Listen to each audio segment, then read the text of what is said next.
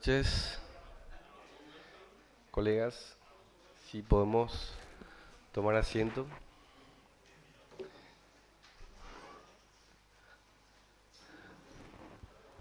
Por quehaceres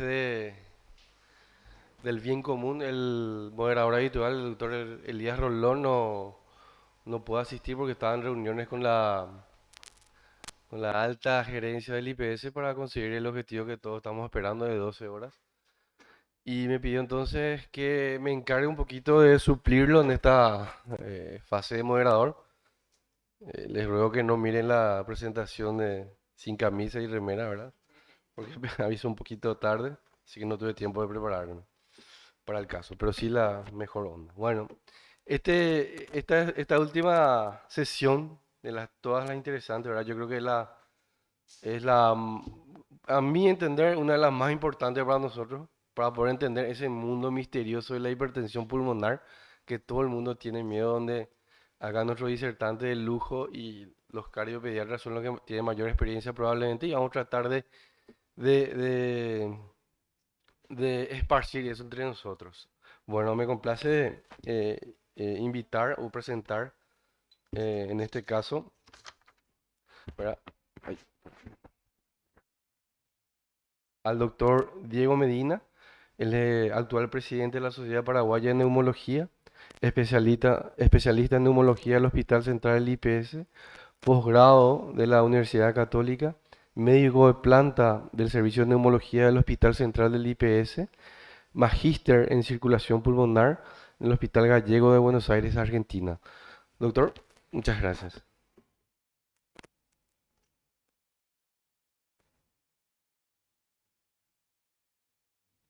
Bueno, quiero que miren a este señor que está acá en la fotito. Él es Paul Dudley White. Él es un cardiólogo pionero en Harvard. En 1931, él realizó la primera descripción de cor pulmonare como una insuficiencia cardíaca coexistente con una condición patológica primaria del pulmón. Esto es lo que nos tiene a todos reunidos ahora para hablar justamente de una enfermedad que produce esto, que es la hipertensión pulmonar. Estaremos tocando algunos temas de las novedades del último simposio que se realizó hace un mes más o menos en la ciudad de Barcelona. Tenemos una ruta que es muy larga y tortuosa que recorren los pacientes, no solamente en Paraguay, sino que en todo el mundo, en donde nos encontramos con muchos obstáculos. Los pacientes tardan mucho en llegar a la consulta, se estima que aproximadamente 6 meses es lo que tarda un paciente hasta llegar a consultar. Llega a la consulta, se encuentra con un médico general que no piensa en este diagnóstico, tarda en descartar patologías más mundanas como una crisis de ansiedad, una crisis de asma.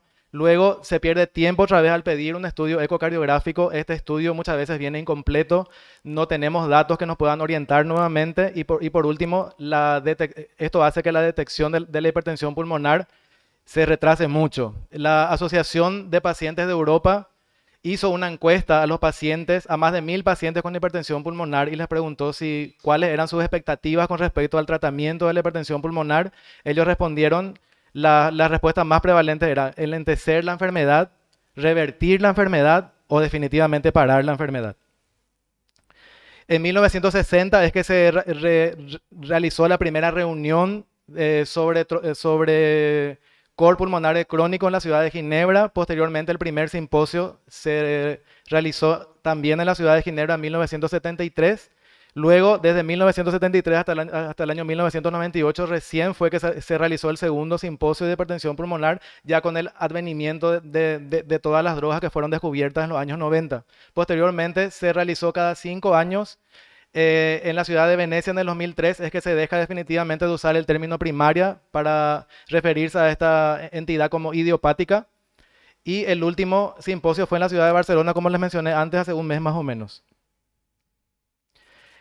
Estamos en una etapa, en una era de la hipertensión pulmonar en donde existen mucha investigación que se está realizando y muchas drogas que están a punto de ser avaladas ya con estudios científicos, donde finalmente vamos a poder modificar la enfermedad, o sea que encontrar fármacos que verdaderamente reviertan la remodelación vascular. Existen ya muchas entidades en otras, de otras especialidades como en neurología, que ya se puede hablar de terapias que modifican la enfermedad y en neumología también con la fibrosis quística, por ejemplo. Y de esta forma, la terapia actual, digamos que ya modifica la limitación al ejercicio, eh, mejoría en la hemodinamia, en las condiciones clínicas, todo eso, sí, pero todavía no hay, digamos, una reversión total de la remodelación vascular con las medicaciones actuales. La definición de la hipertensión pulmonar es netamente hemodinámica. Se toma en cuenta tres parámetros: la presión arterial pulmonar media, la presión capilar de enclavamiento pulmonar o wedge y la resistencia vascular pulmonar.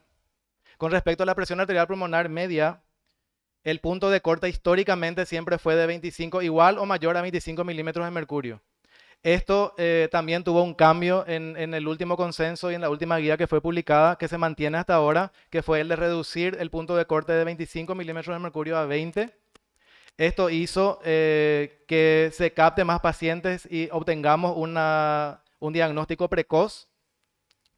Y se demostró también de que hay una disminución de la mortalidad y de las hospitalizaciones. Lo mismo ocurrió con la resistencia vascular pulmonar, que el punto de corte anteriormente era de 3 unidades Woods, actualmente es de 2 unidades Woods.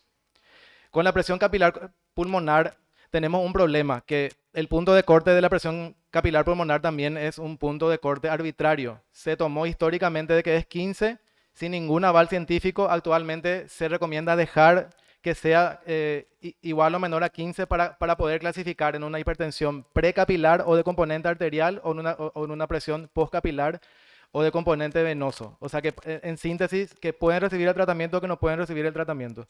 Sabiendo que una presión capilar pulmonar precapilar pura, digamos que es una que el punto de corte tendría que ser 12, pero actualmente se deja y existe una zona, digamos que una zona, un limbo, una zona de incertidumbre.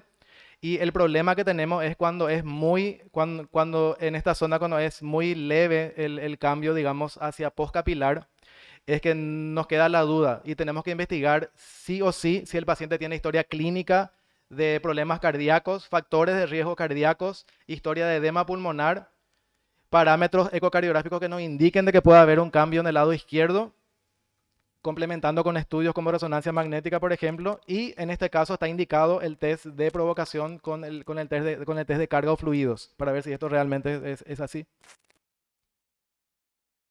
La clasificación se mantiene en los 5 grupos que todos ya conocemos hasta el cansancio: el grupo 1, que es el grupo arterial; el grupo 2, el cardíaco; el 3, el pulmonar; el 4, el tromboembolismo pulmonar crónico.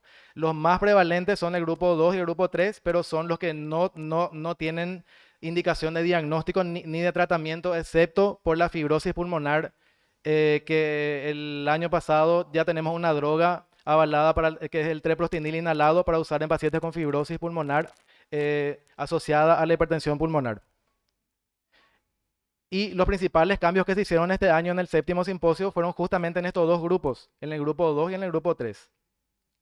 En el grupo 1, el único cambio que se tiene es cambiar la nomenclatura de los respondedores al test de vasorreactividad. Ahora se llaman respondedores de largo plazo a los bloqueantes de canales de calcio, porque lo que se está viendo es que los pacientes que responden que son vasorreactivos, se piensa actualmente de que son un fenotipo nuevo, porque tienen un mejor pronóstico, tienen un tratamiento que solamente ellos pueden recibir, que es un tratamiento relativamente barato en comparación a todas las drogas de hipertensión pulmonar. Y probablemente se está estudiando de que sea un fenotipo aparte porque tienen una fisiopatología diferente. En el grupo 2, que es el asociado a cardiopatía izquierda, se introdujo a las cardiomiopatías hipertróficas y amiloides y se desglosó a las valvulopatías aórtica, mitral y mixta. Recordando que la insuficiencia cardíaca afecta a más de 60 millones de personas y las enfermedades mitrales sintomáticas y la estenosis aórtica severa sintomática también son las que frecuentemente se complican con hipertensión pulmonar, pero que no requieren de ninguna manera profundizar más con su estudio diagnóstico, ni tampoco hasta la fecha no contamos con un tratamiento específico. El grupo 3 igual es otro grupo que nunca estuvo desglosado por enfermedades. Siempre, si ven acá en el Simposio Mundial, o sea que en todas, digamos, las clasificaciones anteriores, siempre se hablaba, por ejemplo, de enfermedad restrictiva nomás. Sin embargo, la enfermedad restrictiva es tan compleja, involucra tantas enfermedades, desde las enfermedades pulmonares intersticiales, desde enfermedades neuroesqueléticas hasta pacientes neumonectomizados pueden presentar una enfermedad restrictiva. En este caso también todo esto fue desglosado. La tromboembólica crónica, que es el grupo 4, es el único grupo que tiene un tratamiento curativo con la cirugía de trombo en arterectomía. No hubo cambios con respecto a esto. Para los pacientes no quirúrgicos, hay drogas que fueron aprobadas para el tratamiento de la hipertensión arterial pulmonar del grupo 1, que también después fueron validadas para el uso en el TEP crónico. Y una droga específicamente, el Riociguat, con el estudio CHEST, es que se avaló primero para el grupo 4 y luego posteriormente se hicieron los estudios clínicos y fue avalada también para el tratamiento del grupo 1. Y en los últimos años entró en boga de nuevo la endoplastia con balón. El grupo 5 es una miscelánea de enfermedades que no pueden ser catalogadas en ninguno de los otros, de los otros grupos, que tienen comportamientos tanto precapilares como postcapilares. El único cambio que hubo ahora es que se introdujo acá en el grupo 5 a enfermedades cardíacas congénitas complejas. Y se dio énfasis a que se tiene que hacer más estudios con respecto a la sarcoidosis, a la histiocytosis de las células de Langerhans y a la neurofibromatosis tipo 1 que tiene toque pulmonar. Entonces, el cateterismo cardíaco derecho confirma el diagnóstico, clasifica la hipertensión pulmonar en precapilar, postcapilar o combinada. Podemos hacer pruebas de vasorreactividad, evaluar el deterioro hemodinámico. No solamente es diagnóstico, sino que también tenemos valores pronósticos, como la presión de la aurícula derecha, la saturación venosa de oxígeno y el índice cardíaco.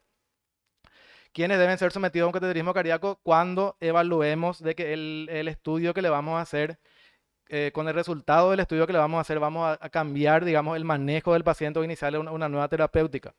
Entonces tenemos que, nos sirve para la autorización o asistencia perioperatoria, para fenotipificar a la enfermedad y considerar la terapéutica específica de hipertensión pulmonar, para enrolarse en estudios clínicos, evaluación para trasplante pulmonar y la evaluación para terapia de reducción de volumen en pacientes con EPOC. En la prueba de vasoreactividad se realiza con 3 drogas, con óxido nítrico, hidropro inhalado y en algunos casos con epoprostenol endovenoso. En nuestro país hacemos con hidropro inhalado. Solamente el test de vasoreactividad tiene que estar indicado para pacientes con sospecha de idiopática, hereditaria o secundaria de drogas. Aproximadamente el 10% nada más de los idiopáticos dan un test de vasoreactividad positivo, y lo que tenemos que controlar es que este resultado se mantenga en el tiempo. Aquí está el problema, porque lo que se sugiere es que se realicen cateterismos cardíacos de control cada 3 o cada 6 meses y hasta demostrar de que sean respondedores de largo plazo, o sea que en un tiempo estimado de más de un año. Con respecto al diagnóstico, básicamente son los mismos pasos, en donde tenemos que sospechar, detectar y confirmar el diagnóstico. Tenemos que ver desde la historia clínica del paciente, síntomas, o sea que la clase funcional que tiene, signos de insuficiencia cardíaca. Se piden estudios no invasivos como placa de tórax, electrocardiograma, un laboratorio básico que incluya un ProBNP, saturación de oxígeno. Luego pasamos al paso 3 de la detección de patologías cardíacas o pulmonares con el ecocardiograma y de las patologías pulmonares con las pruebas de función pulmonar que incluyan DLCO, que en nuestro país solamente contamos en el ámbito privado y es muy costoso y no todos los pacientes pueden pagar, y la tomografía de tórax simple. El paso 4 ya es para descartar el tromboembolismo crónico con la gammagrafía, ventilación, perfusión, que acá en Paraguay tampoco no tenemos, que se suele complementar con la angiotomografía, y pedir otras pruebas más como la prueba de la caminata, el test del ejercicio cardiopulmonar, que no siempre indicamos, y la resonancia magnética cardíaca, que tampoco se indica de forma rutinaria. Para último, confirmar con el cateterismo cardíaco derecho, tomando en cuenta que le podemos hacer el test de vasoreactividad para ciertas circunstancias, como le expliqué, y también el test de carga de fluidos cuando tenemos la sospecha si realmente el paciente es o no un postcapilar. Entonces, ¿quién es la estrella actualmente de la ecocardiografía? Es la velocidad de reflujo tricuspidio. La velocidad del reflujo tricuspidio asociado a signos ecocardiográficos es lo que nos va a dar la probabilidad, según la probabilidad de que el paciente tenga o no hipertensión pulmonar, y clasifica en probabilidad baja, intermedia o alta. Entonces, ¿qué pasa con la presión arterial pulmonar sistólica? La presión pulmonar sistólica no sirve para nada. Está en el olvido, quedó en el pasado, tenemos que olvidarnos de ella porque tiene muchos problemas. No sirve para diagnóstico, no sirve para pronóstico, no nos sirve para hacer un seguimiento de la terapia que le iniciamos al paciente. Si la PPS aumenta, no significa necesariamente un empeoramiento, y si disminuye, no significa de que esté mejorando. Es un cálculo de una fórmula matemática, tiene muchas variables interobservador, muchos errores en los informes, por lo que se recomienda actualmente la velocidad de reflujo tricuspidio como lo que tenemos que buscar, ¿verdad? Y se encontró también de que la relación del TAPSE con el PAPS, que yo le llamo TAPSE-PAPSE, tiene muy buen indicador, una muy buena correlación del acoplamiento del ventrículo derecho con la arteria pulmonar. Es muy sensible también para hacer el seguimiento de mejoría de los pacientes y tiene un valor pronóstico independiente. Screening anual de hipertensión pulmonar con ecocardiograma, con electro y ProBNP. Tenemos que hacer en estos casos cuando se reconoce que, o sea, que se encuentra que el paciente tiene la mutación al VMPR2, familiares de primer grado de pacientes con hipertensión arterial pulmonar hereditaria, candidatos a trasplante hepático y trastorno del espectro de la esclerosis sistémica, la temida esclerosis sistémica. Cuando nos encontramos con una esclerosis sistémica, sí hay que hacer un screening muy seguido. Y hay un algoritmo que es el DETECT que tenemos que hacer, que es el que nos va a indicar digamos, la factibilidad de que le pidamos o no un cateterismo derecho a los pacientes con esclerosis sistémica y seguir siempre el algoritmo diagnóstico. No se recomienda screening para cualquier otra enfermedad del colágeno ni para pacientes con HIV, por ejemplo.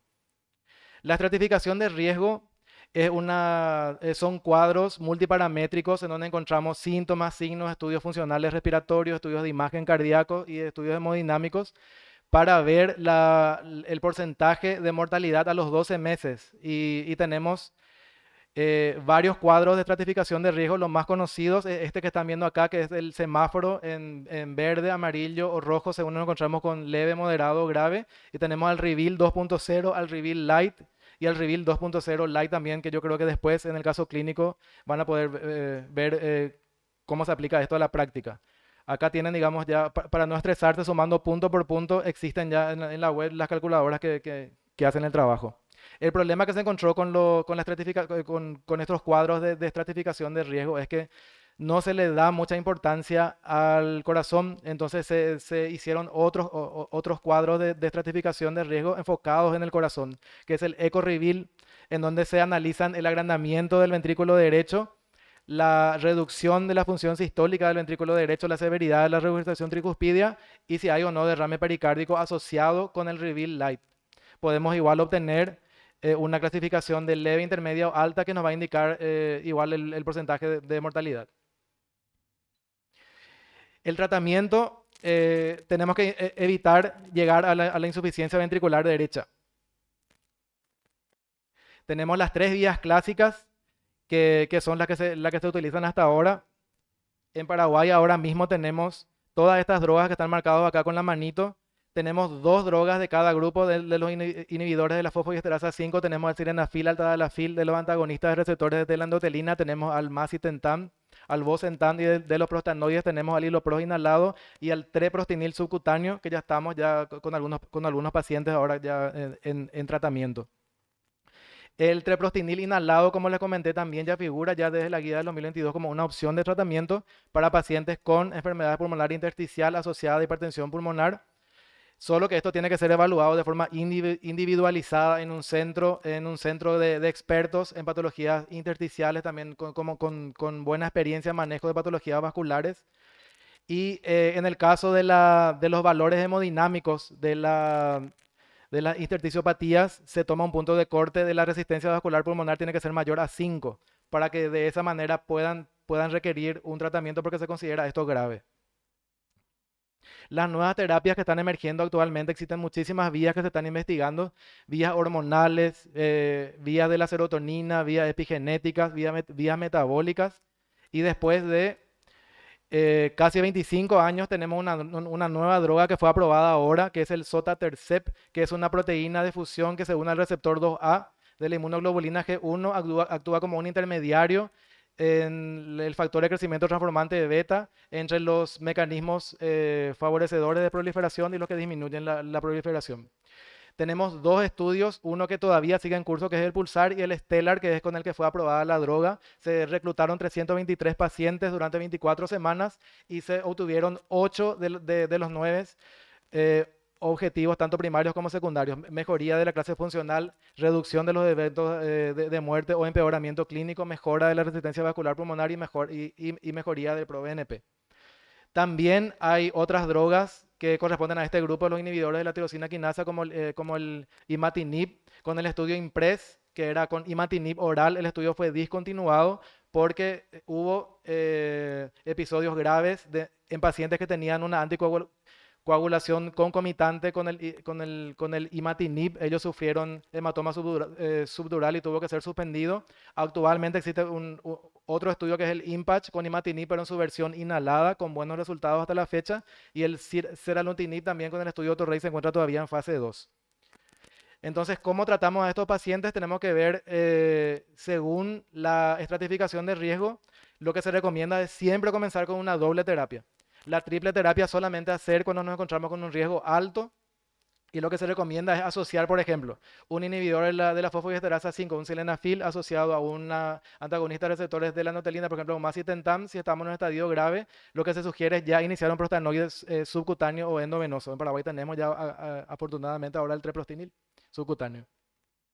Entonces, la elección del tratamiento es muy compleja para la hipertensión pulmonar. Tenemos que evaluar comorbilidades que tiene el paciente, factores propios del mismo, como la edad, si existe o no un soporte familiar, cómo salió su estudio hemodinámico. Las vías de administración de los fármacos y los efectos colaterales son importantes por la adherencia, porque todos los medicamentos de la hipertensión pulmonar tienen efectos colaterales que muchas veces hacen que el paciente o quiera suspender el tratamiento, o hay problemas en la frecuencia para que siga la posología correcta. Hay que ver los valores ecocardiográficos y también la estratificación de riesgo. Siempre hay que reevaluar, es una reevaluación constante, cada 3 meses, cada 6 meses. Entonces, como mensajes finales, el grupo 2 y el grupo 3 fueron actualizados, enfocándose en las enfermedades mismas de cada grupo para intentar identificar un fenotipo específico. El tratamiento óptico que se recomienda hasta ahora es una terapia combinada para la mayoría de los pacientes. A pesar de la terapia médica máxima, igual los pacientes con hipertensión pulmonar pueden llegar a requerir un trasplante pulmonar, si bien la indicación para el trasplante pulmonar, con todo el avance médico del tratamiento médico, ya no es una primera indicación para el trasplante pulmonar. Pero igual, cuando no responde la terapia médica, hay que enviarles para trasplante pulmonar, que por cierto no se hace en Paraguay. Y tenemos que identificar a los pacientes que son respondedores a los bloqueantes de los canales cálcicos, ya que podríamos estar hablando de un fenotipo específico. Existe una nueva droga que es el sotatercept, que acaba de ser autorizada este año, en marzo de este año, y el treprostinil inhalado, que también fue autorizado para enfermedad pulmonar intersticial. Les invito a todos, si por ahí se quieren dar una escapadita al Chaco, el 2 de agosto vamos a estar por Filadelfia hablando de múltiples temas neumológicos, por supuesto un bloque entero de hipertensión pulmonar. Y en octubre tenemos el congreso SOLAFIRE, que es de la Sociedad Latinoamericana de Función Respiratoria, nunca antes hecho en Sudamérica, que ahora se eligió Asunción como sede. Va a ser el 4 y el 5 de octubre, si están interesados. Muchísimas gracias por su tiempo.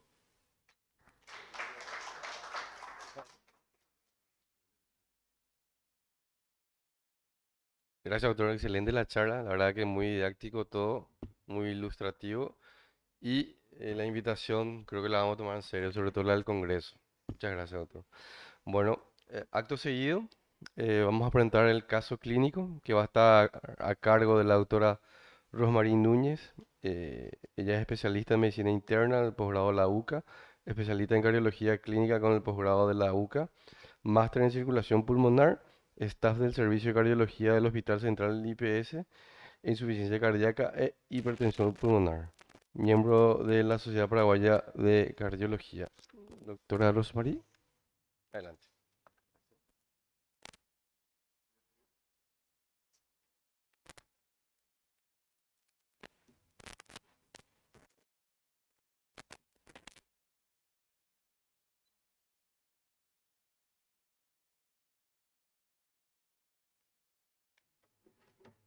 Buenas noches. A continuación voy a presentar ay, dos casos de nuestros pacientes que están en seguimiento por la parte de hipertensión pulmonar. El caso 1 es un paciente de sexo masculino de 63 años. El paciente no era conocido diabético, hipertenso ni dislipidémico.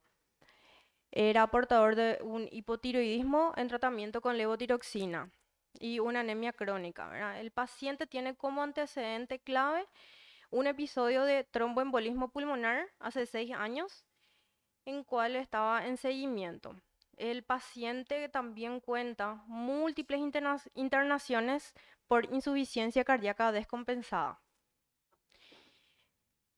Este es el informe de su angiotac del año 2018, en la cual se vio defecto de relleno a nivel segmentario y subsegmentario de las ramas de la arteria pulmonar. En esta ocasión, el paciente recibió trombolíticos y posteriormente fue dado de alta con anticoagulación. 2 años después, el paciente llega nuevamente con el cardiólogo tratante en aquella oportunidad por disnea. Le volvió a repetir sus estudios y se vio que persistía el defecto de relleno en las ramas de las arterias pulmonares. Le solicitó un cateterismo cardíaco derecho. En esta se encontró una presión arterial media de 34, una Wedge de 10, con una resistencia pulmonar de 8.9. Ya el paciente salió con diagnóstico de una hipertensión pulmonar secundaria a un TEP crónico. El tratamiento establecido en aquella oportunidad fue de rivaroxaban como anticoagulación. Día de por medio le había indicado en aquella oportunidad, ya que el paciente tuvo episodios recurrentes de sangrados. Sildenafil cada 8 horas y Esplerone. El paciente llega a la consulta de hipertensión pulmonar por disnea, clase funcional 3, edema de miembros inferiores e ingurgitación yugular. El paciente estaba en insuficiencia cardíaca. Entonces lo que hicimos fue aumentarle los diuréticos y le solicitamos los estudios de reestadificación. En el laboratorio nos llamó mucho la atención la albúmina, que estaba disminuida, una bilirrubina total de 2.2 y un ProBNP que estaba en ascenso de 1998 a 2400. Su prueba de caminata, los metros recorridos, que fueron 440 metros, correspondían al 71% del valor predicho para la edad. Vemos que hay cambios significativos en la saturación del oxígeno durante el esfuerzo. Llegó hasta 77 en la tercera vuelta. Le solicitamos una ecocardiograma en la cual el ventrículo derecho vimos, o sea, según los parámetros, que está súper dilatado, con un TAPSE bajo, su velocidad de reflujo tricuspidio es 5.08, severamente deprimida, y con eso nos arrojó una alta probabilidad de hipertensión pulmonar. Le solicitamos su cateterismo cardíaco derecho, en la cual vimos que tiene una presión pulmonar media de 70, una resistencia vascular de 11, con una Wedge de 25, ¿verdad? Una hipertensión pulmonar pre y postcapilar con resistencias vasculares pulmonares aumentadas. Una compliance pulmonar disminuida. Todo esto, a partir de todos los estudios solicitados, nosotros lo que hicimos fue reestratificar al paciente. Estos son los scores de lo que el doctor estaba hablando. Este es el Reveal Light 2, en la cual con toda la sumatoria de los parámetros que solicitamos, el paciente está en alto riesgo. Este es el score Reveal 2.0, también en una puntuación de 15, también en alto riesgo, y con el score de la Sociedad Europea de Cardiología también el paciente se encontraba en alto riesgo. Actualmente el paciente está en tratamiento con sildenafil, 50 miligramos cada 8 horas. Como en el algoritmo que anteriormente el doctor estaba mostrando, lo ideal es que el paciente inicie como una terapia combinada, pero como que es alto riesgo, lo ideal es triple terapia. En nuestro medio, por el costo de la medicación, tenemos que elegir, ¿verdad?, entre una y otra. En él vimos la necesidad de iniciarle una prostaglandina ya que se encontraba en alto riesgo. Entonces le iniciamos treprostinil subcutáneo, que es una infusión continua por bomba. Actualmente se encuentra en 4 nanogramos. El paciente acaba de iniciar el tratamiento. También está con diuréticos y su anticoagulación que ya va a continuar. Hasta ahí es el caso 1, ¿sí?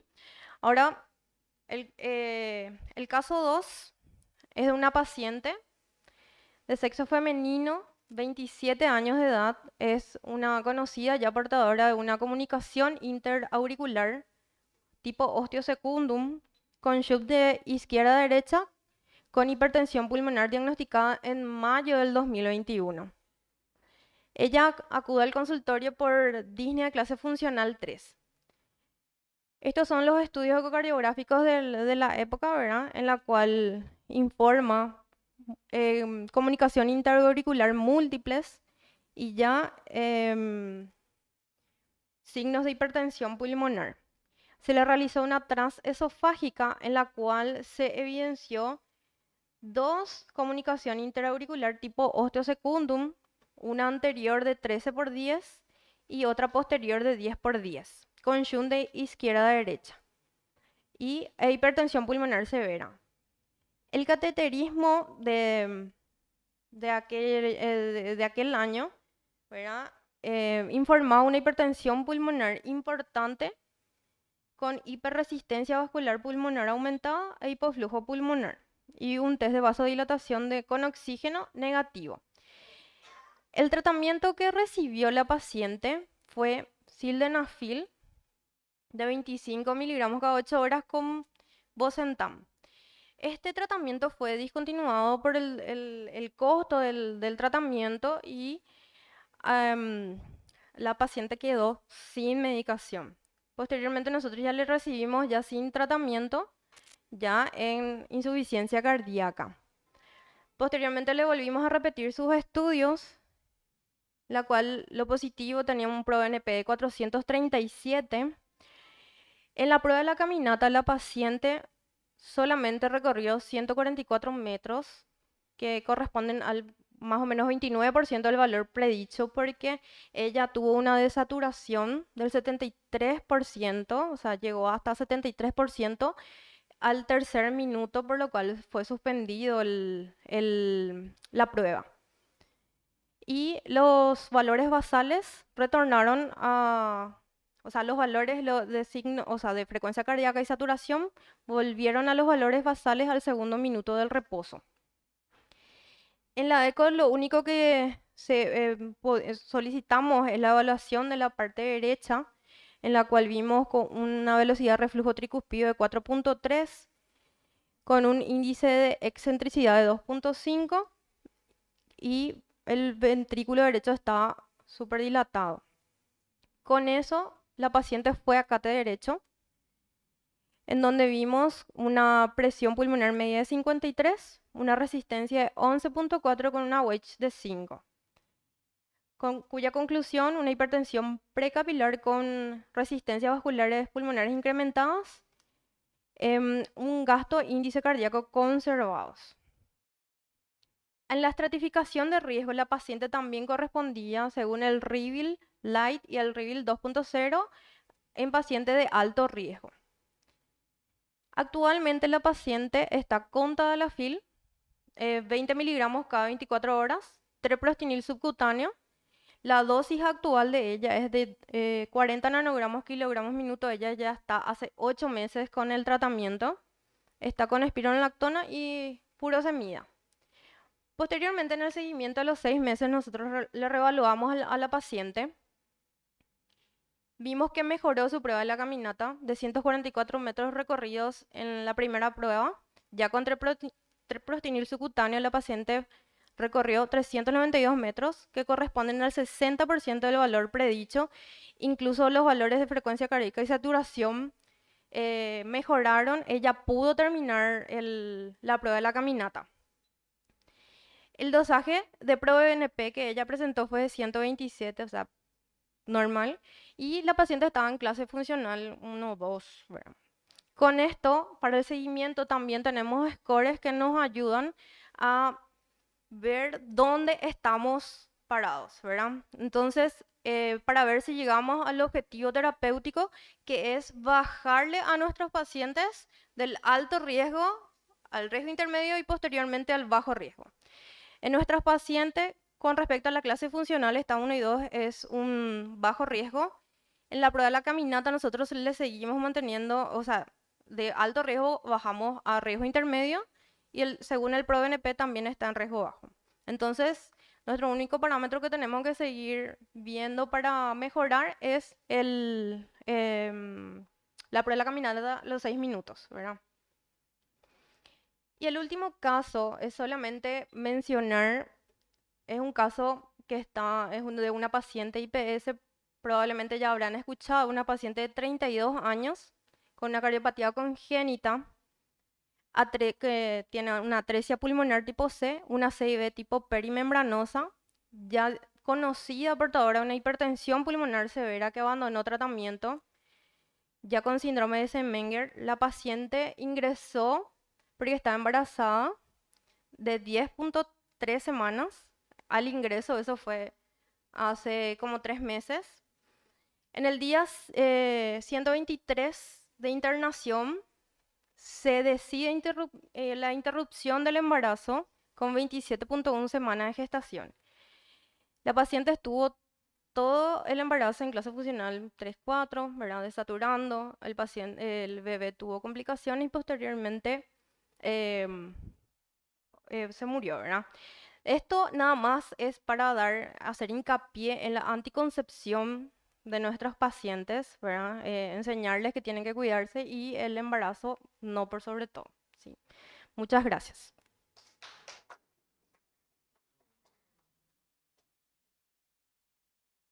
Gracias, doctora. Muy interesantes los casos. Bueno, le quisiera pedir a nuestro expositor y los panelistas, por favor, si pueden pasar al frente para empezar un poquito la discusión. Como panel tenemos invitado al doctor Junior Greco, egresado de la Facultad de Medicina de la Universidad Católica, especialista en pediatría clínica, especialista en cardiología pediátrica de posgrado de la UCA, cardiólogo pediatra intervencionista de cardiopatías congénitas especializado en el INCOR, cardiólogo pediatra intervencionista de la Facultad de Ciencias Médicas, así como del IPS y la Costañú, miembro de la Sociedad Paraguaya de Cardiología, cerrista sufrido.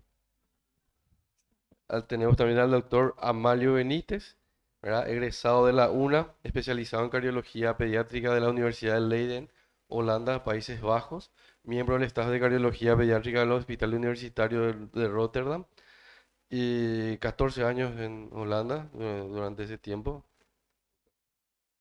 ¿verdad? Sí, sabía que 14 años es muchísimo tiempo, ¿eh? Qué pérdida para el IPS que no esté más, ¿eh? Ah. En Paraguay trabajó en el Hospital de Clínicas y cardiólogo pediatra del Hospital de Niños Acostayud. Tendríamos también al jefe, doctor Luis Carlos María Rivarola, egresado de la UNA, diplomado en patología cardiovascular por la Universidad de Lille, Francia, coreografista por la Universidad de Marne, la Vallée, cardiólogo intervencionista por la Universidad de París también, de Val de la Marne, perdón, mi acento. Plantel de hemodinamia del Instituto Nacional de Cardiología, plantel de coreografía del Sanatorio San Sebastián y demás servicios. Tenemos también a la doctora Olga Oporto, egresada de la Universidad Católica de Sede de Asunción, especialista en medicina interna del Hospital Central IPS UCA, especialista en cardiología clínica del Instituto Nacional de Cardiología, especialista en cardiología intervencionista del Instituto Nacional de Cardiología, sí, la primera residente, ¿verdad? Egresada ahí, punto positivo, ¿verdad? Y magíster en latinoamericana en circulación pulmonar en el Centro Gallego. Y estás del servicio del Hospital Central del IPS, que creo es su mejor lugar. Bueno, me toca cumplir el rol de Elías, ¿verdad? Un poco difícil, ¿verdad? Quisiera arrancar haciendo unas preguntas dirigidas y después esto puede ir en diversas aristas, ¿verdad? Para argumentar, complementar y todo eso. Doctor Junior Greco, ¿sí? Cateterismo de Derecho, en fines prácticos, ¿cómo preparamos? ¿Qué hacemos? ¿Qué debemos tener en cuenta? No, hola. Lo ideal, de preferencia, siempre para el cateterismo derecho, no usar oxígeno, ¿verdad? Que los anestesiólogos le quieren, cuando nosotros hacemos el cateterismo derecho, yo pido principalmente que no se le ceda al paciente, porque en la mayoría de los hospitales le quieren sedar, le ponen oxígeno suplementario.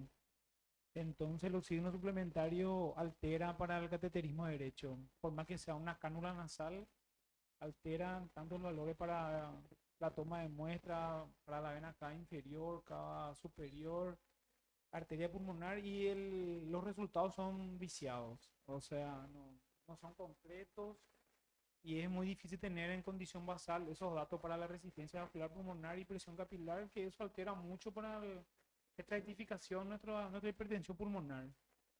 Y eso número uno, ¿verdad? Eh, lo ideal sería hacer con anestesia local, utilizando también un Swan-Ganz, cosa que es muy difícil conseguir en nuestro país. En nuestra republiqueta no es fácil conseguir un Swan-Ganz. Entonces, eh, luchamos para conseguir el Swan-Ganz o hacemos en forma rudimentaria como solemos hacer generalmente con un JR, ¿verdad?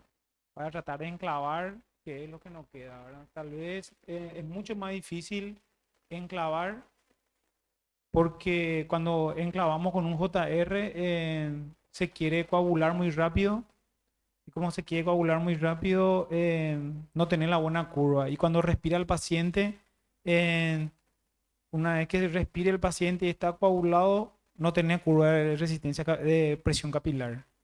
Entonces lo ideal es, si vas a usar un JR, irte con una guía hidrofílica en lo posible, enclavar, lavar un poco con tu agua heparinizada y esperar que sangre.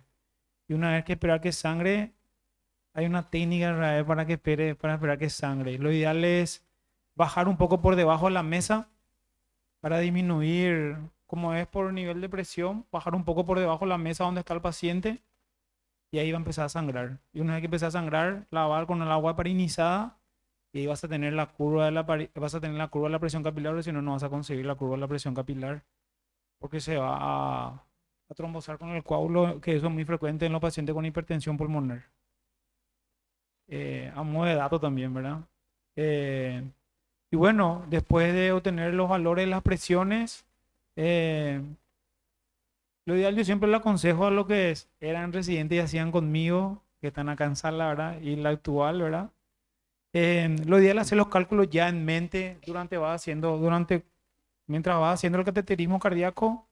A mí me gusta hacer mucho el gradiente diastólico transpulmonar, que me ayuda ya para ver si realmente necesita, haciendo la hilo-pros. Con el gradiente diastólico transpulmonar es un dato muy importante. Entonces con eso yo ya voy evaluando si ya va a necesitar óxido nítrico el paciente. Como he visto en la diapositiva, muchas veces no tenemos óxido nítrico, no tenemos hilopros y lo único que me queda es oxígeno al 100%, entonces es lo mínimo que puedo hacer, ¿verdad? No es el gol estándar es hilopros, perdón, óxido nítrico e hilopros. El isoproterenol, donde yo me formé, había mucha resistencia, hasta en el sexto simposio estaba ahí en duda. Ahora he visto que apareció, ¿verdad? Pero los dos son óxido nítrico, gol, y lo inhalado. Entonces, siempre hacer los cálculos ya dentro del procedimiento eh, para ver lo que te va saliendo. No olvidar el gradiente diastólico transpulmonar y bueno, y después el hilopro, ¿verdad? Sí o sí, como dice la guía y ver si es respondedor y ya catalogar ahí dentro de la sala. Para mí eso es algo así poco básico, no hablando mucho. Pero es muy difícil realmente conseguir Swangans en Paraguay. No es fácil. La empresa que vende ya no quiere traer. Entonces, es solamente algunos relegados o que conseguimos que nos donaron y que vamos re esterilizando. Bien. Oh, Junior, muchas gracias por eso. Doctor Amalio, en su experiencia, ¿a qué paciente nosotros debemos solicitarle, digamos, a grosso modo, un cateterismo derecho? El grupo de pacientes un poquito hacia el lado de adultos, ¿verdad? Con congénitos que fueron operados, que no fueron operados, y después nos ilustra un poquito en la parte de pediatría, doctor. Sí, Maestro. eh, estuvo muy bien la disertación aquí de Diego sobre los diferentes momentos y todo lo que va pasando con la hipertensión pulmonar, porque es un tema bien complejo, tiene demasiadas variables. Por ejemplo, ya en los diferentes simposios se vio también de que cada vez aparecían cosas nuevas y cambiaban otra vez, y eso hasta ahora yo creo que hay muchas dudas todavía también sobre cómo hacer bien el diagnóstico y que va a tener también repercusión en el tratamiento. Y también aparecen drogas nuevas que van cambiando todo eso. Ahora, para el tratamiento bueno, en los adultos, generalmente nosotros solemos ver a veces que son cardiopatías congénitas, principalmente que no fueron diagnosticadas. A veces vemos pacientes que tenían un ductus arterioso permeable, que es el que más hipertensión pulmonar produce. Las comunicaciones intraauriculares y las interventriculares también, pero el ductus es la que más produce y generalmente ya produce eh, trastornos ya de Eisenmenger muy temprano. Y también niños con una cardiopatía congénita, con una comunicación intraauricular o interventricular que tenga síndrome de Down. Hay muchos que también rápidamente desarrollan hipertensión pulmonar. Bueno, hay lo importante es el cateterismo derecho, es tratar que viene a ser la forma, bueno, la mejor forma de diagnosticar, ¿verdad? La hipertensión pulmonar y hacer un buen diagnóstico, si es precapilar o postcapilar, eso solamente con el cateterismo. He escuchado también de que la ecocardiografía no es muy fidedigna, el reflujo tricuspídeo, pero sí da una información de que, bueno, informa sobre la presión pulmonar, si es que no hay una estenosis de la válvula pulmonar, por ejemplo, porque tuvimos pacientes en quienes diagnosticaron hipertensión pulmonar por el reflujo tricuspídeo, pero había sido que tenía una estenosis pulmonar. Por supuesto, no va a tener hipertensión pulmonar, pero la presión del ventrículo derecho va a estar alta y bueno, es una mala, confunde, ¿verdad? Le confunde al que hizo la ecocardiografía y pone ese diagnóstico que no es el correcto, ¿verdad? Porque si tiene hipertensión, si tiene estenosis pulmonar, no puede tener hipertensión pulmonar. Con respecto a eso, quería preguntarle algo a Rosmarie sobre la última paciente que habías dado con atresia pulmonar y hipertensión pulmonar. ¿Cómo hicieron el diagnóstico de hipertensión pulmonar? ¿No se le hizo cateterismo o cómo hizo? Pues yo no entiendo muy bien eso. Sí, la verdad, es un caso así que creo que fue paciente del doctor Felipe. Estaba en seguimiento con el doctor Felipe por varios años y ella abandonó la medicación, ¿verdad? Em, yo la verdad conozco el caso porque es un caso así que llegó, porque ya estaba en fase de Eisenmenger, embarazada, ¿verdad? Que estaba en seguimiento por el servicio de cardiología. La verdad, yo quise recabar datos como para traerle ese caso, pero los estudios no nos cerraban porque una eco hablaba de una anomalía congénita, la otra eco de otra, y entonces la verdad que yo solamente quise mencionar esa para poder hacer hincapié en la anticoncepción, ¿verdad? No, me parece correcto que hayas mencionado, pero por dos cosas. Uno es porque si hay atresia pulmonar, no va a tener hipertensión pulmonar, entonces tampoco va a tener Eisenmenger. Pero lo que sí es interesante es si es que uno piensa en una hipertensión pulmonar en una embarazada, por supuesto, tratar de que no se embarace, ¿verdad? O sea, Justamente, estar contraindicado el embarazo. justamente eso estábamos hablando ahí atrás con nosotros, Amalio. Me parece raro ese diagnóstico de atresia pulmonar con CIB en Senmeyer y hipertensión pulmonar. Muy difícil por la fisiopatología. Y quería dar un dato así para los cardiólogos adultos también y ayudar un poco como la enfermedad de Stein, que es una anomalía de la válvula tricúspide y que siempre se va junto a los cardiólogos adultos porque llega a la edad adulta el Stein, le dan hipertensión pulmonar severa. En realidad la anomalía de Stein es una displasia de la válvula tricúspide por implantación baja de la hoja posterior, ¿verdad? Y la septal. Pero una cardiopatía de hipoflujo pulmonar. Nunca va a tener hipertensión pulmonar. Primer dato. Segundo dato, una atresia pulmonar, hipoflujo pulmonar. Y con CIB probablemente tenga colaterales sistémicos pulmonares saliendo de la aorta. Mi consejo es pedirle una angiotomografía, evaluar si tiene colaterales sistémicos pulmonar. Gracias a las colaterales sistémicos pulmonares el paciente vive porque tiene flujo pulmonar y tiene precarga. Por lo tanto, el paciente lo que va a tener no va a tener Eisenmenger, va a vivir gracias a las colaterales sistémicos pulmonar, va a tener hemoptisis porque va a tener ruptura de las arterias bronquiales intraparenquimatosa.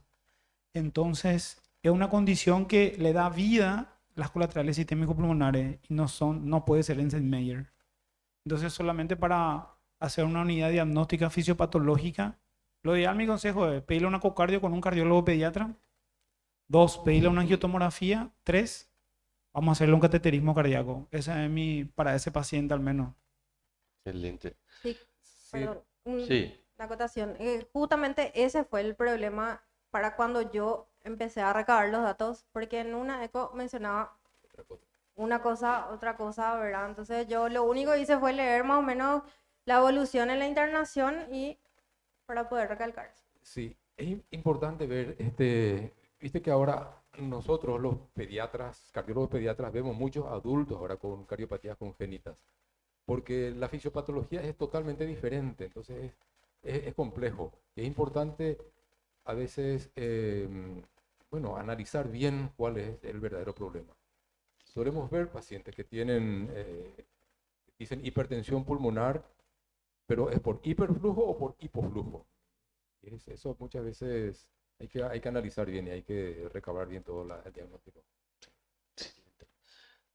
yo tengo una pregunta sobre el punto luego. Vamos a terminar la ronda de preguntas con la doctora Olga. Olga, en la consulta diaria, un ecocardio, sospecha de hipertensión pulmonar, o sea, presiones pulmonares elevadas, creo que el término apropiado está en ese momento. Si da muchos datos, si no da muchos datos, ¿cuál es tu consejo, tu conducta ante un paciente? Porque lo que estoy persiguiendo es que estamos perdiendo pacientes, no diagnosticando pacientes. Entonces, ¿cómo nosotros debemos afilar eso? Desde la consulta, ecocardio y pasando por la sala de hemodinamia, Olga. ¿Qué te parece?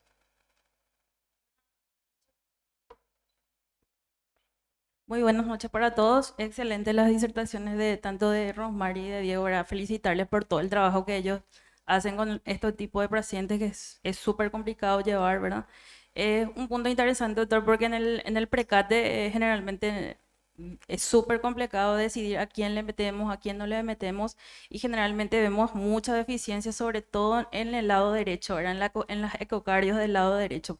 Primero, generalmente vemos que no tiene todos los parámetros que nosotros necesitamos para decir si hay una alta probabilidad, tenemos que irnos a un cate derecho, ¿verdad? El reflujo tricúspido casi no se mide, los valores de los diámetros tanto medio y bajo del BD tampoco están, ¿verdad? tampoco hay signos secundarios, tenemos vena cava es lo que más solemos tener, ¿verdad? Las presiones pulmonares también. Entonces, generalmente indagar otra vez en la historia clínica, ¿verdad? Yo vuelvo a preguntar todo, ver si tiene todos los estudios, ¿verdad? Ver si se le hizo algún tipo de estudio, por ejemplo, para todo lo que sea autoinmune, ¿verdad? Es ir viendo todo otra vez para autorizar el cateterismo y ver si nosotros le podemos ofrecer algo, ¿verdad? Algún diagnóstico nuevo, invadiéndole al paciente, ¿verdad? Pero generalmente hay mucha deficiencia en todo lo que sea la parte derecha, ¿verdad? Y sobre todo, ni mencionar el índice de excentricidad, por ejemplo, que sí nos da un valor pronóstico ya al paciente, ¿verdad? Como ya lo estaban diciendo los compañeros. Muchas gracias, Olga. Doctor Diego, sí, ¿qué usted espera de nosotros los cardiólogos para, digamos, en función a lo que justamente hilando un poco el comentario de la doctora Olga, quién debe hacer el diagnóstico de hipertensión pulmonar? ¿Lo debe hacer el neumólogo especialista? ¿Lo debe hacer un cardiólogo? ¿Lo debe hacer un equipo? ¿Qué elementos deben estar, y agrego la pregunta, deben estar indefectiblemente para usted en un ecocardio para decir, este es un paciente al cual lo voy a meter en la línea de hipertensión pulmonar probable? Y nada se puede hacer solo. O sea que justamente el problema que tenemos con esta enfermedad desde hace años es que la gente no se quiere sumar, o sea que no se quiere comprometer con esta enfermedad. Como que escuchan, al menos en neumología, salen corriendo cuando yo le digo hipertensión pulmonar. Ellos tienen un paciente con hipertensión pulmonar y me envían todos a mí. Yo no conseguí hasta ahora captar a un neumólogo, por ejemplo, en mi equipo. Yo sé que no somos muchos tampoco, en IPS somos como 14, 15 más o menos neumólogos que estamos en el servicio. Y siempre el trabajo de la hipertensión pulmonar de cualquier equipo es multidisciplinario. Ahora mismo estamos trabajando con Rosmary, con el doctor Felipe, ahora con Rosmary. Olga se incorporó en el grupo también. Mi sueño era que tener a un hemodinamista, así que esté a mi lado y que yo le pueda sacar mis dudas y preguntarle cosas que, no, que desconozco. Ahora mismo estamos en una fase de, ¿cómo se dice?, de capturar, de atrapar, así con una soga, a un reumatólogo que se une al equipo, que también hace años que estamos buscando a alguien que venga, porque la mayoría de las colagenopatías, sobre todo como les mencioné, la esclerosis sistémica, se complica con hipertensión pulmonar. O sea que de hecho de los 37, casi 40 pacientes que tenemos en IPS, casi el 60%, 70% son secundarias a colagenopatías, ¿verdad? O sea que necesitamos indefectiblemente un reumatólogo en el equipo. Y con respecto a la ecocardio, de todos los signos que conocemos por ecocardiografía, o sea que lo que me gustaría es que se pongan los valores de la medición de las presiones, comenzando por ahí, ¿verdad? Y luego el valor de la velocidad de reflujo tricuspidio. Hace poco tuve o sea que no una discusión, pero un amigo cardiólogo ya que creo que no puedo decir nombres, ¿verdad? Pero ¿Puede, doctor? que- Ya. porque yo dije eso en una cena y él me dijo, bueno, ¿De pero qué laboratorio era la está cena? medido, está medido, en el ecocardio sale el gradiente y eso es una fórmula que uno saca nomás. Yo le dije, yo sé, pero yo no soy cardiólogo, o sea que yo sé mucho de cardiología gracias a que comencé a meterme en el mundo de la hipertensión pulmonar, pero yo no soy cardiólogo, o sea que yo quiero igual de que vos me escribas, ¿verdad? Es lo mismo, y para darle, digamos, una contrarrespuesta, yo le dije, es lo mismo que yo te envíe una espirometría y te diga, ah, pero está todo ahí. O sea que la misma cosa que lo que me estás diciendo le dije yo al final. Tiene que ser un poco más explícito. Más explícito. Probablemente, yo creo, y por un lado un poco, yo creo que hay un déficit en el informe del valor del TAPSE. Hay un déficit en el valor del reflujo tricuspideo. Hay un déficit en el valor del Doppler tisular sobre el anillo tricuspideo, que también puede servir para disfunción ventricular. Y ni qué decir de las medidas de cavidades derechas. O sea, yo creo que siendo hemodinamista, ¿verdad? Veo demasiado déficit en el informe de ecocardio. No sé si un déficit en hacer eso, una falta de expertise. Yo creo que es un punto demasiado importante y que justo ahora la sociedad está instando a certificarse en la parte de ecocardio. Realmente, antes o sea, en paralelo, tal vez la sociedad debería de hacer talleres y cursos realmente haciendo énfasis en este tipo de patologías, porque finalmente hacer todas estas mediciones nos sirven para hipertensión pulmonar, nos sirven para shock cardiogénico, nos sirven para todas las situaciones, y finalmente vemos un déficit que acá lo plasmamos, nuestros colegas de otras especialidades están casi huérfanos en ese sentido. Junior. Víctor, yo solo quería agregar un poco, eh, la gran mayoría de los cardiólogos adultos le conozco y yo no creo que un cardiólogo adulto comience haciendo una ecocardio en su costal, observando el septo interatrial. Yo no creo. La gran mayoría empieza con el eje largo, eje corto para ver la función, chao. Así es, la gran mayoría. Entonces, lo que yo creo es que los cardiólogos pediatras estamos acostumbrados a hacer un análisis secuencial anatómico comenzando la ecocardio. ¿Qué quiere decir? Que nosotros necesitamos ver la aorta está a la izquierda, la vena cava está a la derecha, dónde está, cómo está la aurícula, cómo está el septo, qué llega a la vena, qué llega al atrio derecho, qué llega a la aurícula izquierda, cómo está el ventrículo derecho, quién se está implantando en el ventrículo derecho, cuál es mi insuficiencia, cómo está mi tricúspide, cómo está mi mitral, si tiene prolapso o no tiene. El lado izquierdo de usted, pero la gran mayoría de los adultos comienzan, Te traicionaste, ¿verdad? perdón, comienzan directamente, eje largo, función. Nadie ve el arco. Yo no sé, contado con los dedos, seguro son los Yo que... ahí te quiero sobre el punto, ¿verdad? Ah. Yo creo que ahí la ventaja que tenemos, antes de decirlo, sí, está Rosmarie, que hace hipertensión pulmonar, yo te puedo asegurar que todos los que hacemos ecocardio aquí, hacemos, intervencionismo, hacemos su costal, porque nos interesa muchísimo lo que es la vena cava, por ejemplo, en situaciones hemodinámicas. O sea, yo, más allá de todo eso, ¿verdad? ¿Quién hace, quién no hace? Yo creo que el problema está identificado. El ejercicio nomás yo Claro, digo, el yo creo que ejercicio, es importante, ¿verdad? El problema está identificado, entonces, bueno, si el problema está identificado, la solución es simple. O, personalmente, particularmente, eso le consta asegurar a Junior, cuando yo tengo un paciente de cardiopatía congénita del adulto, yo esa ecocardio no la hago, le envío a la doctora Montiel. Eso te consta, ¿verdad? Yo creo que ese ejercicio deberíamos de hacerlo. Si no estamos preparados para determinado expertise, ceder el paciente porque eso es expertise, ceder cuando Claro. uno no sabe.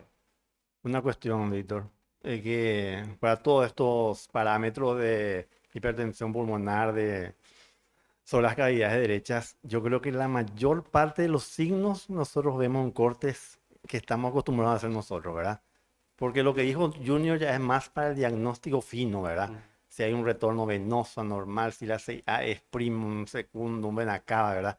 Pero todo eso de dilatación de cavidades derechas podemos medir el diámetro basal, la relación con el ventrículo izquierdo, la velocidad de recapitación tricuspidia, hacer un eje corto, ver si tienen forma de D, el índice de electricidad, si tenemos Doppler tisular, el TAPSE, podemos hacer como 7 signos podemos hacer solamente con eso, ¿verdad? Independientemente de quién haga su costal y eso, ¿verdad? quien se tome el tiempo no me lo del problema. Claro. Quien se tome el tiempo, por lo menos 4 cosas decir que está, y allí ya vos Demasiado derivás, tiempo. pero podés poner dilatación de cadera Demasiado derecha, tiempo. la velocidad, por lo menos 4 eso es una cosa. Después otra cosa es que en esta patología que nosotros ya arriba, allí con Amalio comenzamos hace más de 20 años, ¿verdad? A hacer el cateterismo derecho, no se piensa primero. Y después que se pide, los pedidos no están bien dirigidos, ¿verdad? De repente nos Te viene, iba a hacer, doctor, ¿por qué perdemos tanto paciente acá? Te voy a anotar. de repente ya- viene, por ejemplo, qué sé yo, una estenosis mitral, ¿verdad? Nos piden test del hilopros, por ejemplo, ¿verdad? ¿Y por qué piden eso? Y hay que hacer, y hay que hacer, y hay que hacer, ¿verdad? Y nos peleamos porque está contraindicado y el paciente ya consiguió apenas lo hilopro cuando había muy poco, cuando, ¿verdad? Uno lo tuvo que comprar hilopro y alguna vez se le hizo el hilopro, pero sin ninguna indicación, ¿verdad? Porque no estamos bien metidos en la cabeza quiénes son los pacientes que hay que hacer un test de reactividad, por ejemplo, ¿verdad? Si son del grupo 1 y de esos 3, ¿verdad? La idiopática, la por droga, la hereditaria, ¿verdad? Los otros no se hace, ¿verdad?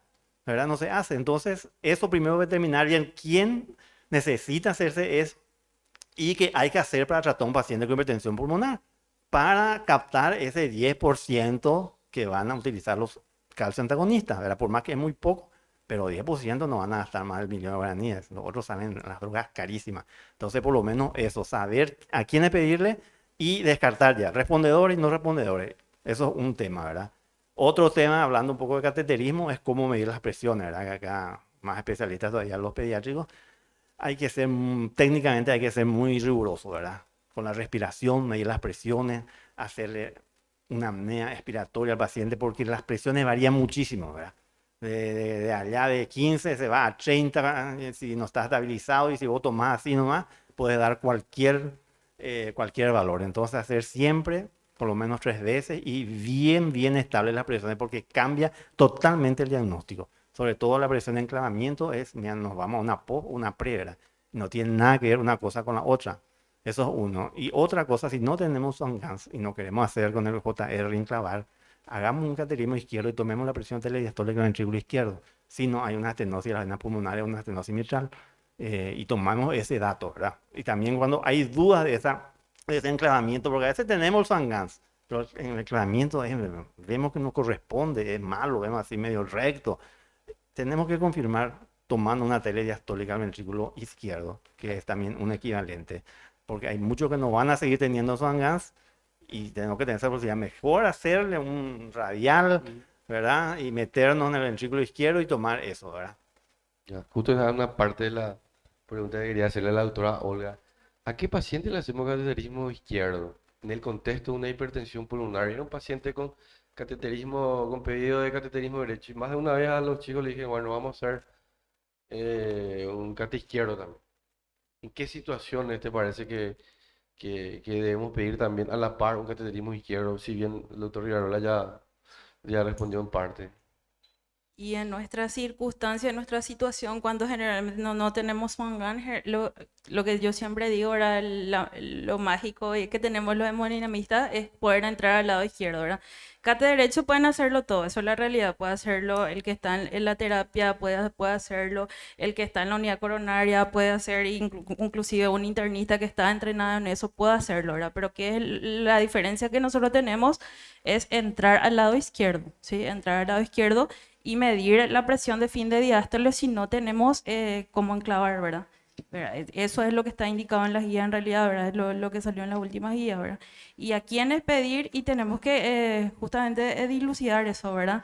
Generalmente nosotros entramos al lado izquierdo cuando tenemos pacientes ya que son congénitos, son mayores, y ahí tenés dos problemas, tenés ya una disfunción del lado izquierdo también y tenés ya problemas en las arterias coronarias, entonces entramos y vemos cómo están las coronarias también, ¿verdad? Eso es una de las indicaciones que tenemos para ver, ¿verdad? Y después hay otros centros que nosotros vimos en Argentina que piden estandarizado ya pacientes con estenosis mitral, piden ellos un cate derecho para ver cómo van a manejar al paciente ya en el postquirúrgico, esos pacientes, ¿verdad? Entonces ellos tienen estandarizado hacer a todos los pacientes con estenosis mitral su cate derecho a izquierdo. Doctor Diego, cuando usted solicita un cate derecho, o sea, mezclando un poquito las preguntas y las respuestas de los colegas, usted como especialista pide un cateterismo derecho y necesariamente pide un test de vasoreactividad, un test Hilo-PROS. ¿Qué circunstancia usted, porque muchas veces llegan los pedidos, cateterismo derecho, a veces llegan un poco incompletos, ahora hace otro déficit. ¿Qué espera usted? ¿Cómo usted identifica hacia dónde que busquemos nosotros los hemodinamistas en un cateterismo derecho? ¿Qué es lo que... Y así como dije, ¿verdad? O sea que el término idiopático a mí no me gusta mucho, se usa mucho en muchas enfermedades, sobre todo en la fibrosis pulmonar. Generalmente siempre hay una causa y hay que investigar hasta encontrar la causa. Cuando ya se descarta todo lo posible, o sea que todo lo más frecuente en el grupo uno, o sea que vemos, ¿verdad? Que puede ser secundario a drogas, puede ser secundario a colagenopatía, si bien la esclerosis sistémica es la que, digamos, la que tiene más peso para investigar. Nosotros tenemos muchos pacientes con artritis reumatoidea y con lupus que también tienen hipertensión pulmonar. Tenemos una paciente con HIV también que por cierto está muy mal ahora en planes de inicio de treprostinil subcutáneo. O sea que hay que descartar todas las causas. Y cuando solamente nos quedamos con la sospecha. Generalmente el secundario a drogas es difícil saber realmente la correlación entre la patología actual y si realmente fue o no secundaria la droga, ¿verdad? Porque se tiene que captar en el momento muy agudo. Tenemos una de las pacientitas que tomó, una paciente obesa, mórbida, que tomó durante mucho tiempo muchísimos anorexígenos de diferentes tipos, ¿verdad? Y una vez hicimos una lista de lo que ella se acordaba y investigando, ¿verdad?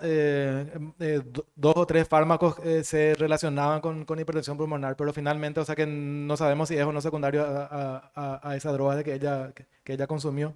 O sea que siempre tenemos que centrarnos en que solamente hay que pedir, porque el problema de pedir el test de vasoreactividad también, en IPS tenemos hiloPROS para hacer el test, ¿verdad? No sabía, por ejemplo, de que tenían también disponible óxido nítrico. Ah. Pero no usan de forma rutinaria.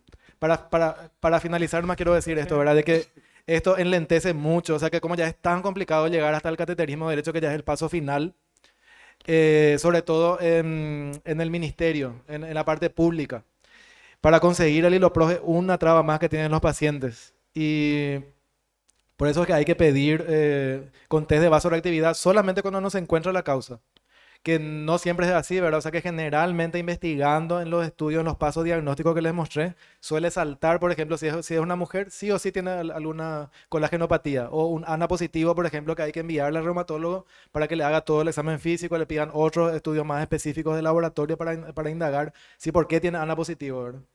Ya. El, Solo le voy a sí, responder a Julián. Diego ahora. Nuestro gol estándar en cardiopatía congénita, óxido nítrico 100%. Óxido nítrico tenemos, gracias a Dios, en clínicas por la Fundación Corazoncito. En el Hospital de Acosta Ñu tiene óxido nítrico porque utilizamos. Y Hospital Central de IBS tiene óxido nítrico cardiocirugía. Entonces, cuando es cardiopatía congénita, yo uso óxido nítrico. En los adultos, inclusive ya usé en clínica en un adolescente, por más que sea cardiopatía congénita, terminó el óxido nítrico, entonces usé hiloPROS, ¿verdad? Entonces, hay óxido nítrico en los 3 centros donde estoy, al menos. Hay óxido nítrico. Lo ideal sería usar, ¿verdad? Yo tengo una pregunta para vos. Punción transeptal, última etapa de hipertensión pulmonar. ¿Hablan? ¿Les gusta a ustedes? Nosotros con el doctor Amalio ya hicimos en varios pacientes con cardiopatía congénita que tenía septo íntegro y tuvimos que abrirle un septo en etapa tardía, una hipertensión pulmonar. Pero rutinariamente, a vos, lo que escuchaste, lo último, punción transeptal, ahí quería escuchar un poco esa parte. Justamente ayer vino una señora que fue una de las primeras, creo que con diagnóstico de hipertensión pulmonar en Paraguay.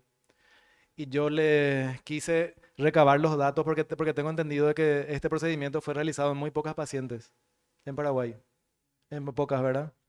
Y yo quería preguntarles para poder identificar si quiénes son, ¿verdad? Porque pasan los años, o sea que se vino la pandemia y ya perdí, digamos, ¿cómo se dice? La identificación de las pacientes que se hicieron ese procedimiento. Y justo ayer cuando le vi a la paciente, a la señora de Olinda, o sea que como que me acordé del procedimiento que me estás mencionando ahora. Y realmente muy poca experiencia, excepto por lo que me comentaron las pacientes nomás que se Pero realizaron, ¿verdad? ¿está dentro del tratamiento o ya no se usa más, Sí, ya se dejó de usar? Porque hay también 2 en cirugías. perdón, por Sí, justo me tocó estar en el EuroPCR, ¿verdad? Que es sí, el Congreso de Intervencionismo de la Sociedad Europea. Entramos por azar a una charla, no, no era charla, eran late working trials. Y un trial donde justamente Greg Stone presentó el dispositivo justamente para disminuir la presión pulmonar en una punción y se coloca un dispositivo sí. sin datos a favor hasta el momento. Sin datos a favor. Otra cosa también hacían en el INCOR que estaban probando era cirugía de POTS, que también probaban. Yo no sé si llegaron a hablar No, nada. Una, Waterton también, pero... una pregunta para el panel o para una situación casi clásica, digamos.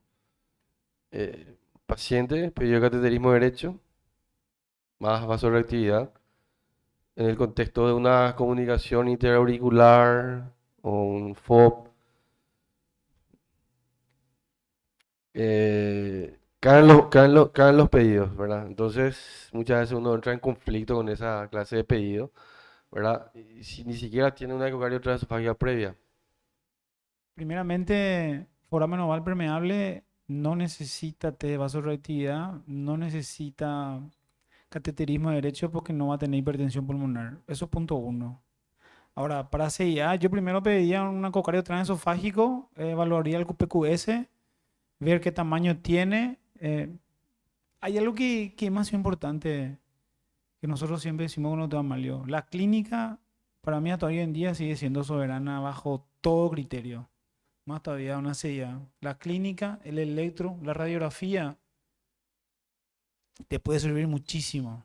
Y ecocardio transesofágico ya te da todo lo que hay. Pero yo creo que tenemos que comenzar con la clínica.